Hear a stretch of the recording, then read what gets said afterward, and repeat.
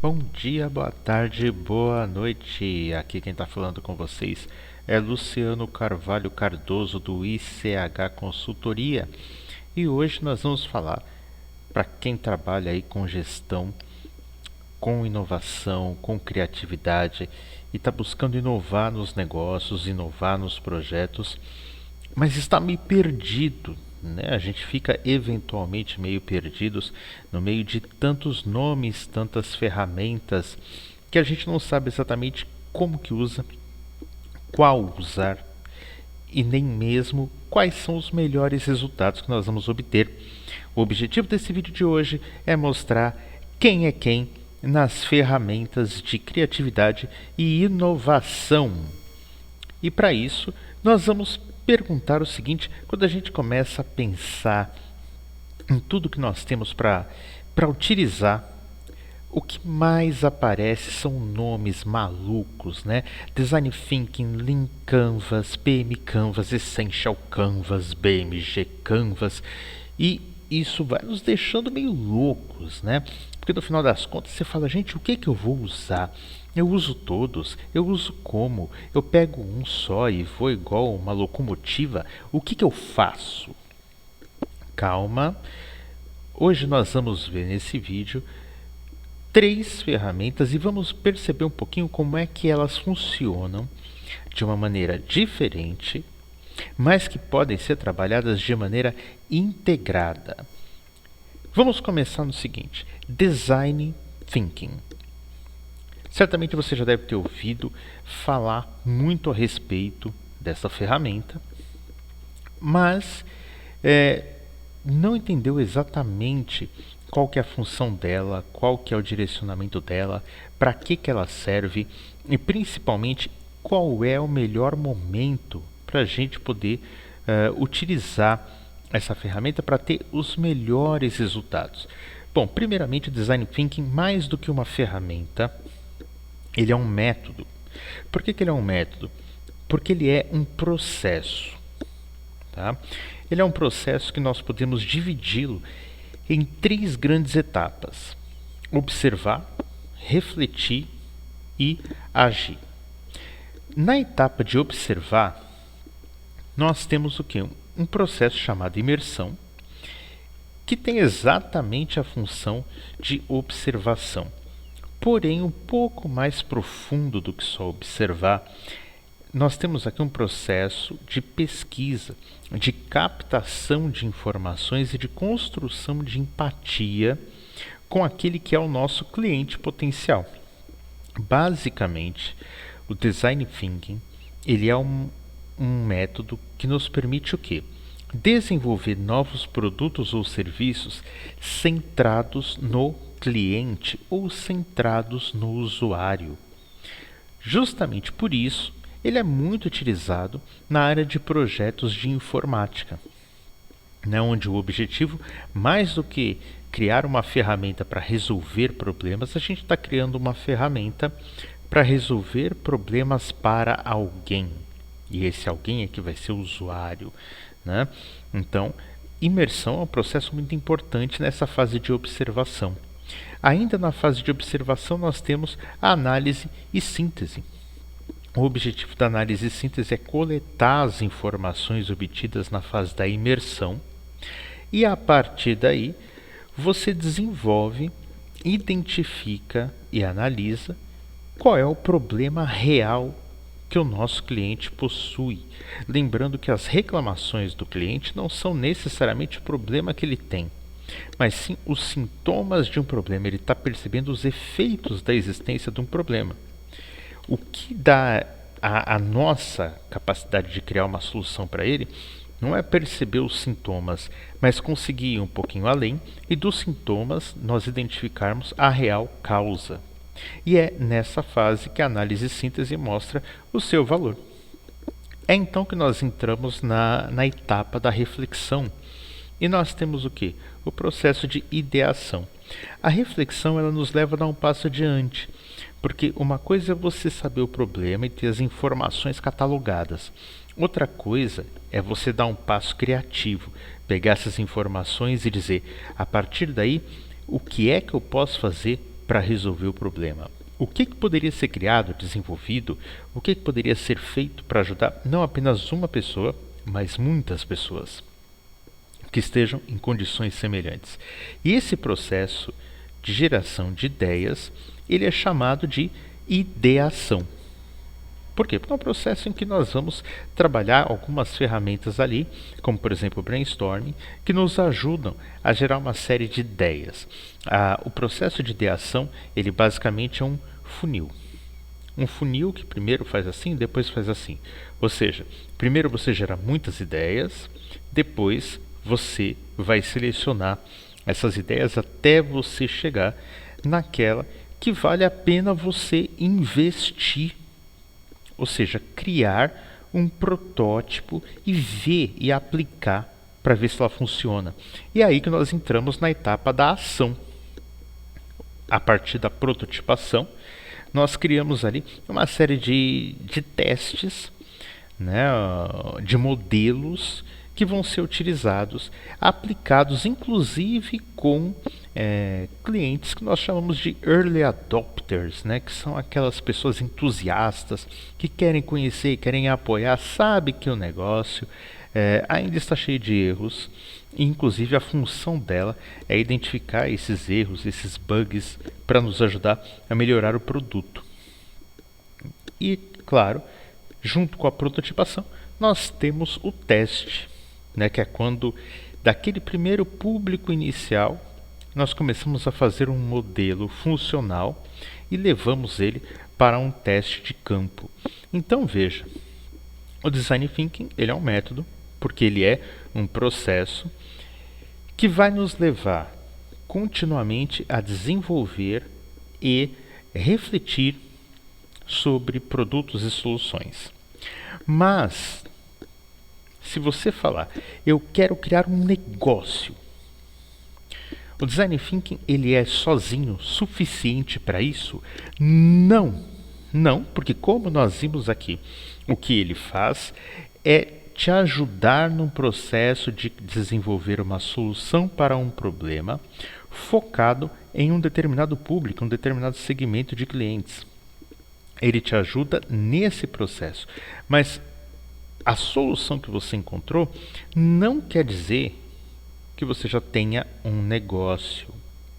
E talvez a tua solução nem caiba numa estrutura de negócios. Talvez o que você precise ter é um projeto. E a melhor forma de saber o que resultou e qual é a melhor forma de aportar essa tua solução é você usar outras ferramentas que vão complementar o trabalho do Design Thinking. Tá? E aí que nós temos a grande sacada, tá? E que muitas vezes não é utilizado, que é nós fazermos um combo de ferramentas para você conseguir construir uma estratégia. Então nós temos aqui no Design Thinking, nós temos a empatia, né, ou a imersão, a definição ou análise e síntese, a ideação ou processo de idear alternativas, a prototipação, que é um processo de construção, o teste, né, em que você faz ali um processo de aprendizagem, e a implementação, que é quando você vai executar. Essa implementação é muito importante que a gente tenha algo intermediário aí. Entre o teste e o implementar, é importante que você já faça uma identificação se o teu resultado inicial tem gás para virar um negócio ou tem gás para virar um projeto. E para isso é importante o quê? A gente saber as diferenças entre eles. Né? E esse processo de aprendizagem é o que vai nos ajudar a ver toda a diferença que as coisas possuem ou não. Tá? O importante do Design Thinking é nós percebermos como ele nos leva a evoluir. Por quê? O processo em si, ele é um processo que acompanha todo um ciclo de aprendizagem, de inovação e de raciocínio. Sendo assim, ele nos leva a observar, a classificar, definir, generalizar, aplicar, verificar e questionar. Em paralelo a isso, ele também nos leva o quê? A trabalhar com processos de raciocínio. Ele nos leva a trabalhar com processo de indução, ele nos leva a trabalhar com processo de dedução e ele nos leva a um processo de raciocínio criativo que é chamado de abdução, em que nós saímos da situação, da relação do problema e nós nos afastamos dela e começamos a trazer elementos novos para toda a brincadeira. Então, justamente por ter essa conexão, com todo esse ciclo de aprendizagem, é que o Design Thinking ele é importante para o nosso crescimento e para todo o processo de construção de soluções. Seja para você criar um novo negócio, ou seja para você criar um produto dentro do negócio que você já tem. Quando nós falamos a respeito de que projetos e que negócios são possíveis, é muito importante a gente saber a diferença entre negócios e projetos. Para começo de conversa, um negócio é algo que basicamente ele não tem começo, meio e fim. Pelo contrário, ele é escalável e repetível. Escalável por quê? Porque você tem que ter a capacidade de aumentar cada vez mais o público que vai receber o benefício que você está criando, que é o seu negócio, que é o seu produto, que é o seu serviço. Mas, em contrapartida, ele tem que ser repetível. Por quê? Porque você precisa criar um padrão de qualidade naquilo que você está ofertando. Pense que quanto mais customizada for a sua solução, mais difícil é de você escalar essa solução. Por quê? Porque quanto mais você vai aumentando a escala, mais rápido tem que ser o seu processo. Então, quanto mais customizado mais tempo você leva para fazer. Logo, se torna mais difícil escalar. Então, veja, um negócio, o propósito dele é não ter fim. O que é diferente do projeto, porque o projeto é justamente aquilo que possui começo, meio e fim. Você tem um resultado almejado, você tem benefícios que vão alcançar e quando você atinge o êxito, acaba. Aliás, o objetivo do projeto é extinguir a tua ação e participação ali. Quando você tem êxito, você sai fora. Então, é muito importante a gente ter essa percepção clara do que é um negócio e do que é um projeto, porque a solução do problema que você encontra quando você aplica o Design Thinking, ele vai te levar ou a ter uma solução que pode ser repetível, ou você vai ter uma solução que vai ter começo, meio e fim. E se você quiser transformar uma solução com começo, meio e fim em um negócio, você vai ter que pensar muito a respeito, porque o seu negócio vai ter que ser um negócio cujo produto são projetos. E aí, sim, você vai ter para cada cliente um projeto que vai ter começo, meio e fim. Mas lembre-se, haverá uma dificuldade maior de escalar. É repetível por quê? Porque é sempre projeto. Mas cada projeto vai ter sua própria característica e o seu tempo de execução. Portanto, se você é um autônomo e vai trabalhar e o seu negócio for um negócio de projetos, você não vai ter muitos clientes simultaneamente. Pura e simplesmente porque é humanamente impossível você oferecer o máximo de qualidade quando você está trabalhando com múltiplos projetos. O dia tem só 24 horas, você vai ter um limite. Então você vai ter que ter muitas pessoas trabalhando com projetos e atendendo vários clientes. Então é tudo uma questão de planejar, mas é importante você localizar isso. A tua solução ou ela vai ser um negócio ou ela vai ser um projeto. Enquanto projeto, ela até pode virar um negócio. O seu negócio, no entanto, vai ser uma prestação de serviços e não com vários produtos que são o quê? Os projetos que você gera. que por sua vez serão únicos, porque ainda que você esteja numa mesma área, o projeto não vai ter essa mesma característica. Já o negócio, ele tem essa rotatividade, ele tem uma dinâmica, ele tem um ciclo que na sua prática ele é infinito e que foi muito bem representado pela ferramenta chamada Business Model Generation Canvas, ou BMG Canvas, ou Canvas de negócios. E aqui vale dizer para vocês uma coisa importante. Tem muitas pessoas que pensam que o Business Model Generation, ele todo, pode ser chamado de Canvas. E que Canvas só tem este. Na verdade, existem muitos tipos de Canvas, existem muitos tipos de painel. Existe painel de processos, existe painel de análise de mercado, existem painéis logísticos. Então, é sempre importante entender que, sim, Canvas é um formato de registro e estrutura dinâmica de processos. Tá? Portanto, não é uma metodologia, ele é uma ferramenta, já que é um painel estático que tem uma função específica e que ele mostra um dinamismo, e não exatamente uma escala, como a gente viu ali no Design Thinking, que primeiro eu tenho imersão, depois eu tenho análise e síntese, depois eu tenho ideação. Não, aqui nós temos num único painel a estrutura toda e ela está o tempo todo integrada uma coisa com a outra. Foi desenvolvido por Alex Osterwalder e Yves Pinheiro e mais uma série muito grande de colaboradores, ali em meados de 2009, 2008, 2010 ali. E foi um livro, um material que ele foi muito significativo, né? Na verdade ele causou uma enorme revolução, né? E rapidamente tudo quanto era empresa estava utilizando esse painel, né, para desenvolver seus projetos, inclusive educacionalmente eu já usei muito e ainda utilizo. Por quê? Porque simplesmente é uma ferramenta funcional, porque o objetivo dele é demonstrar de uma forma lógica como que gerar e capturar valor em um negócio. E aqui nós temos o modelo, né? Como que é esse painel. E esse painel ele tem uma série de dinâmicas, né? Nós temos aqui o chamado segmento de clientes.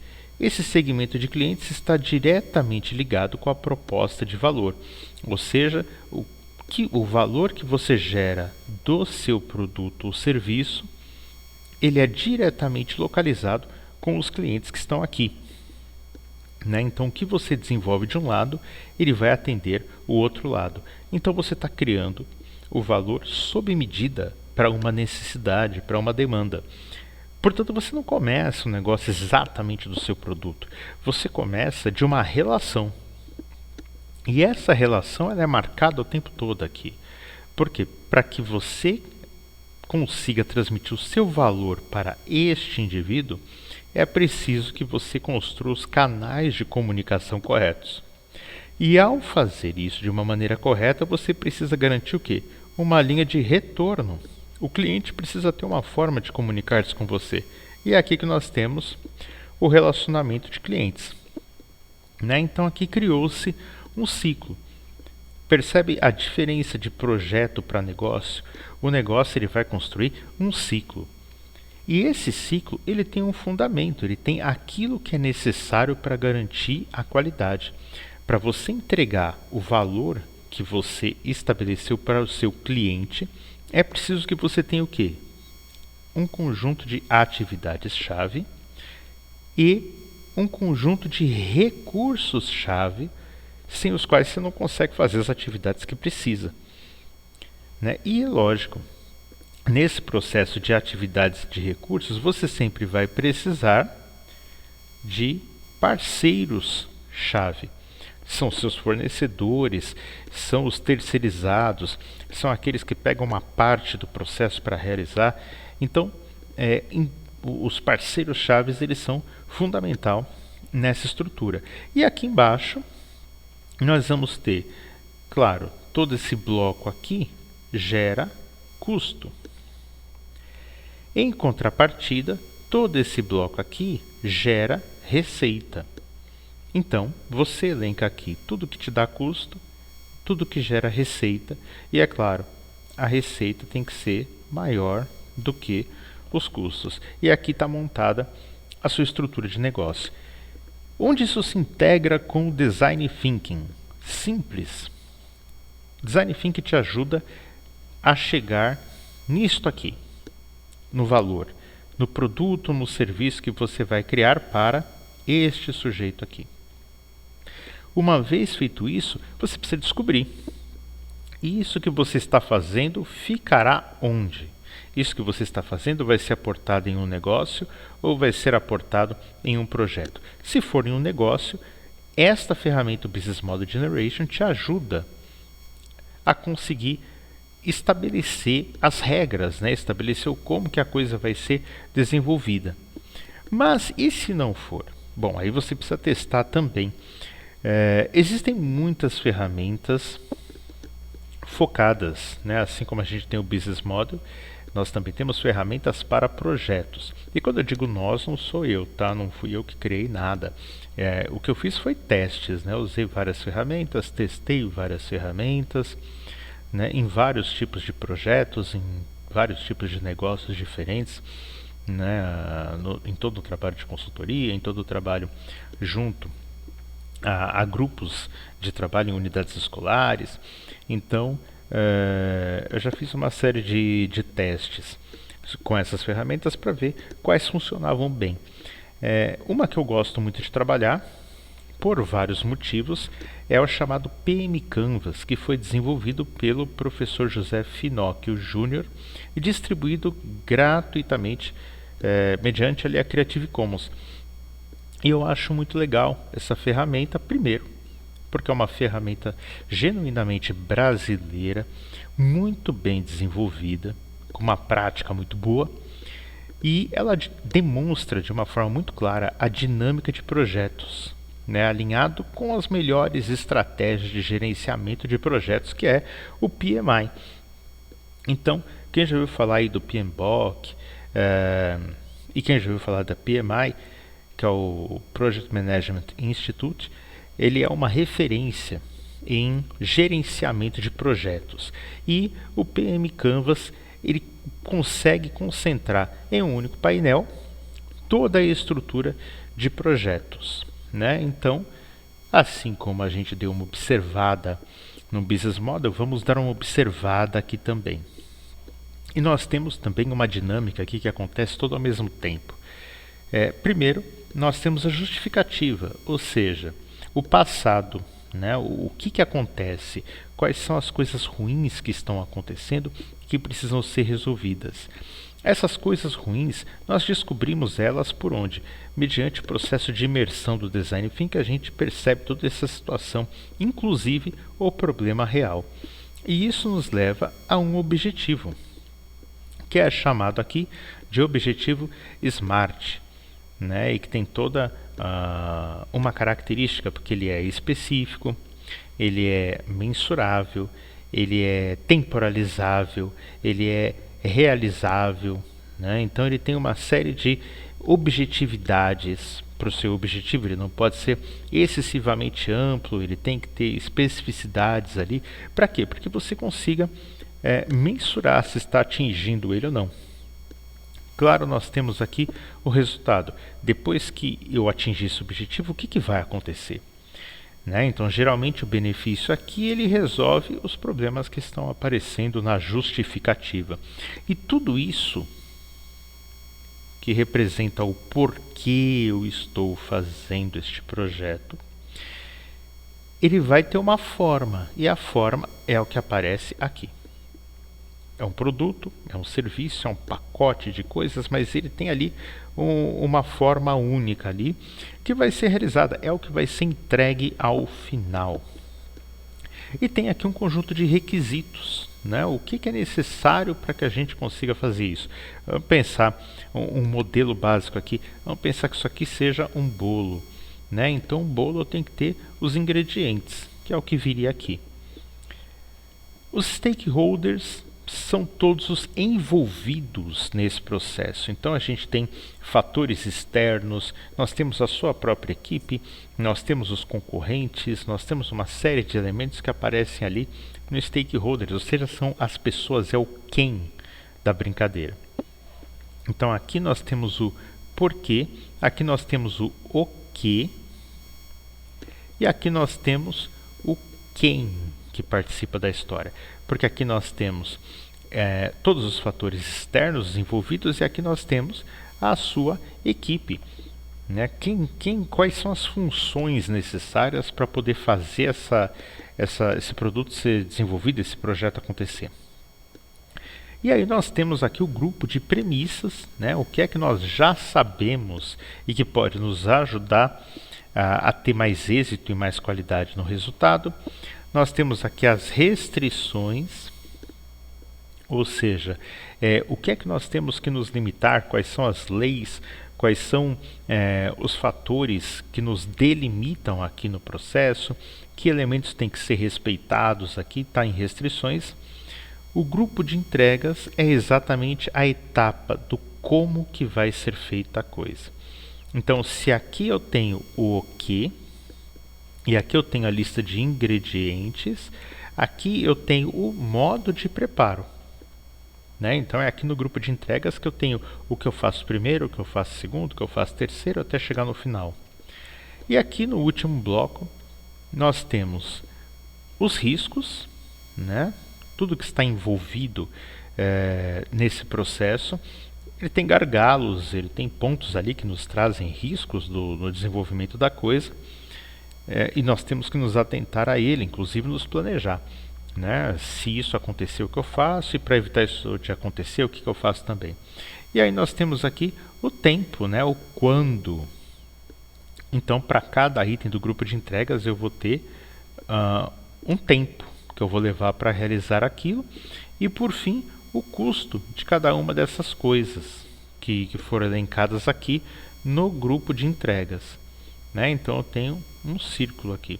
Um tempo, esse tempo me dá um custo, e esse custo me dá a realização daquele item, e ao final eu chego nesta construção aqui, que é o produto, que por sua vez vai me fazer cumprir o objetivo e vai me trazer esses benefícios.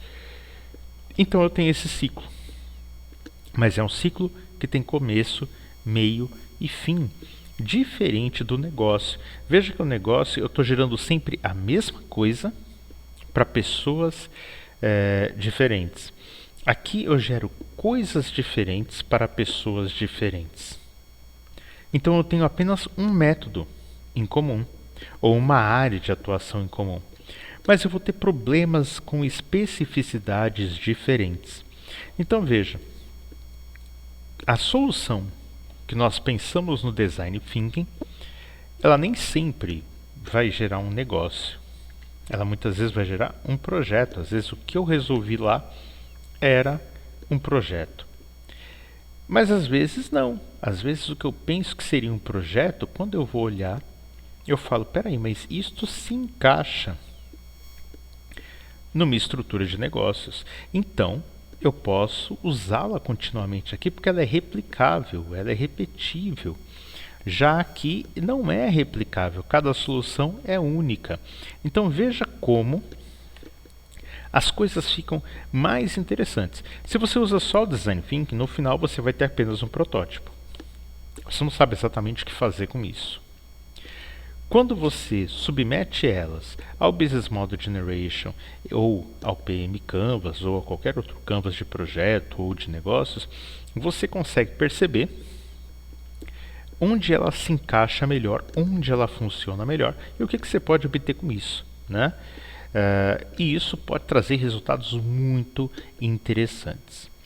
Enfim, se você gostou e quer se aprofundar mais e quer saber mais como é que você pode usar essas estratégias dentro do seu negócio, dentro da sua empresa, ou se você quer abrir alguma coisa e quer saber como que pode trabalhar com isso em detalhes, não deixe de dar uma olhada aqui na nossa descrição, onde você vai ter a página inicial ali, onde nós trabalhamos todas essas ferramentas. Você pode ter acesso a um curso que nós estamos oferecendo, que ele tem esse combo que mostra como integrar todas essas ferramentas para conseguir desenvolver um produto ou um serviço que seja inovador, centrado no cliente e direcionado por ferramentas adequadas e ágeis, ok? Espero que vocês tenham gostado. Mandem aí comentários falando sobre, fazendo perguntas. Eu acho que isso enriquece muito. Não deixe de se inscrever no canal, marcar aí o sininho para você sempre receber quando a gente fizer novos vídeos. Ok? É isso, gente. Até mais. Nos vemos no próximo vídeo.